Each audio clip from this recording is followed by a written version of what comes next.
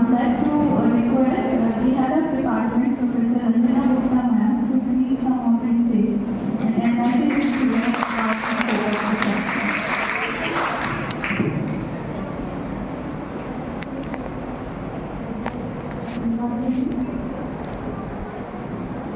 सभागार में बैठे मेरे सभी शिक्षक साथी और प्यारे बच्चों, आज आप लोगों का पहला दिन हमारे विद्यालय में, और जैसा रेणु मैम ने भी बताया और मैडम भी बता रही है कि आपका जो कॉलेज जीवन है वो विद्यालय जीवन से बहुत अलग होता है और आपको यहाँ बहुत कुछ एक्सपोजर मिलेगा, सीखने को मिलेगा। अगर आप सीखना चाहेंगे तो आपके जितने भी यहाँ पर शिक्षक बैठे हुए हैं सभी बहुत ही क्वालिफाइड टीचर्स हैं और ज़्यादातर सब परमिशन से आए हुए हैं। आप लोग किसी भी विषय की कोचिंग के लिए या बाहर जाके आप ट्यूशन लेते हैं, पढ़ाई करते हैं और उसके लिए पैसा भी देते हैं, लेकिन मैंने जो देखा है कि यहाँ की कक्षाओं को बच्चे इतना महत्व नहीं देते हैं। जो सीखने को आपको यहाँ मिल सकता है वो शायद आपको बाहर कोचिंग में नहीं मिलेगा। जो भी कोचिंग चल रहे हैं हाथरस जैसे शहर में, मुझे नहीं लगता कि बहुत क्वालिफाइड टीचर कोई आपको पढ़ाने वाले हैं। अब जहाँ तक बात है शिक्षा विभाग की, तो मैं शिक्षा शास्त्र विभाग से हूँ और मेरे विभाग में हम कुल 4 टीचर्स हैं। श्री जगदीश कुमार जी हैं यहाँ पर, जगदीश जी, डॉक्टर शशि जी और डॉक्टर अनिल कुमार, 4 टीचर हैं। और शिक्षा शास्त्र विभाग में हम चारों ही आपको पढ़ाएंगे।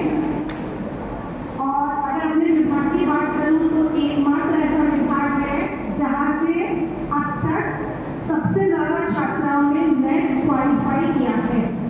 अगर आप लोगों ने नेट की परीक्षा का नाम सुना हो तो मैं कहती हूँ कि मेरा विभाग है जहाँ से MA करने के बाद अभी तक इस विश्वविद्यालय से सबसे ज़्यादा छात्राओं ने नेट की परीक्षा उत्तीर्ण की है। और पिछले वर्ष जो MA एजुकेशन की टॉपर थी वो शिक्षा शास्त्र विभाग से थी, गरिमा परमार। आप लोगों ने उनका फोटो भी देखा होगा, डिपार्टमेंट के बाहर लगा हुआ है। इसके अपने महाविद्यालय की अगर उपलब्धि की बात करूँ तो पिछले वर्ष ही होम साइंस विभाग से इस महाविद्यालय की टॉपर रही है। टॉपर समझते हैं ना महाविद्यालय के जितने भी राजा महेंद्र प्रताप सिंह से संचालित हो रहे हैं उनमें सबसे अधिक नंबर पाने वाली नंबर 1 पोजीशन में हमें होम साइंस RD कॉलेज की छात्रा को मिली थी। नंबर 2 पोजीशन भी हमें होम साइंस RD कॉलेज की छात्रा को मिली थी। इसके अलावा इंग्लिश में जो 3rd पोजीशन थी पूरे विश्वविद्यालय स्तर पर वो भी हमारे महाविद्यालय की छात्रा को मिली थी। इन सभी छात्राओं की एक बार जोरदार क्लैपिंग करते हैं।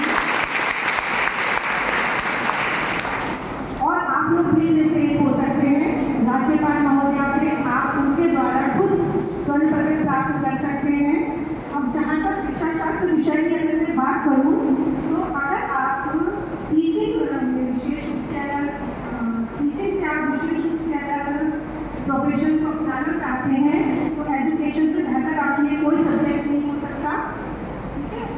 और MA आप भी एजुकेशन में करने के बाद अगर आप BEd कर लेते हैं, MA एजुकेशन कर लेते हैं, नेट कर लेते हैं तो आप टीचिंग प्रोफेशन के लिए प्राइमरी से लेकर मतलब क्वालिफिकेशन पर डिपेंड करता है, प्राइमरी से लेकर हायर एजुकेशन तक आप टीचिंग कर सकते हैं।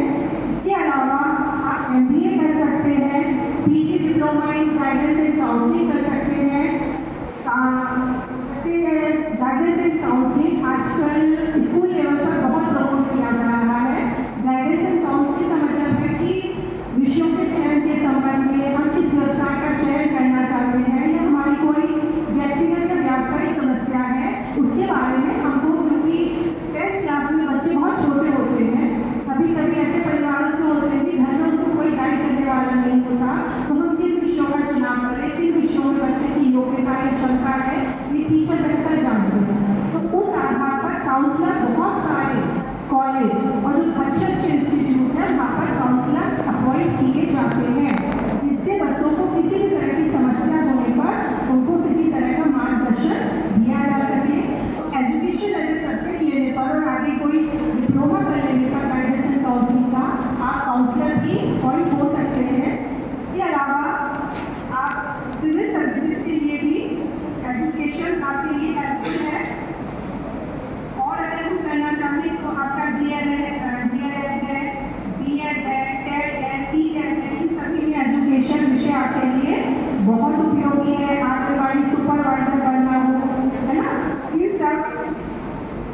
व्यवसायों के लिए एजुकेशन आपके लिए बहुत महत्वपूर्ण है। इसके अलावा जो पेपर आप पढ़ेंगे, जो फर्स्ट सेमेस्टर में है, जैसे आपका कॉन्सेप्चुअल फ्रेमवर्क ऑफ एजुकेशन, इसके बाद एजुकेशनल साइकोलॉजी पढ़ते हैं आप, एजुकेशनल सोशियोलॉजी पढ़ते हैं, रिसर्च मेथडोलॉजी पढ़ते हैं, history and problems of Indian education पढ़ते हैं। और ये सभी विषय मतलब एक हमारा जो है वो मल्टीडिसिप्लिनरी सब्जेक्ट जैसा है, जिसमें आप साइकोलॉजी भी पढ़ेंगे, आप सोशियोलॉजी भी पढ़ेंगे, आप हिस्ट्री भी पढ़ेंगे, आप रिसर्च मेथडोलॉजी भी पढ़ेंगे। तो मुझे ऐसा लगता है कि शिक्षा शास्त्र विषय बहुत ही व्यापक है अपने आप में, और एक विषय के साथ साथ ये बहुत सारे अन्य विषयों से संबंध स्थापित करता है। और इसी के साथ मैं अपनी वाणी को विराम दूंगी और आप लोगों को आपके उज्जवल भविष्य के बहुत बहुत शुभकामनाएं।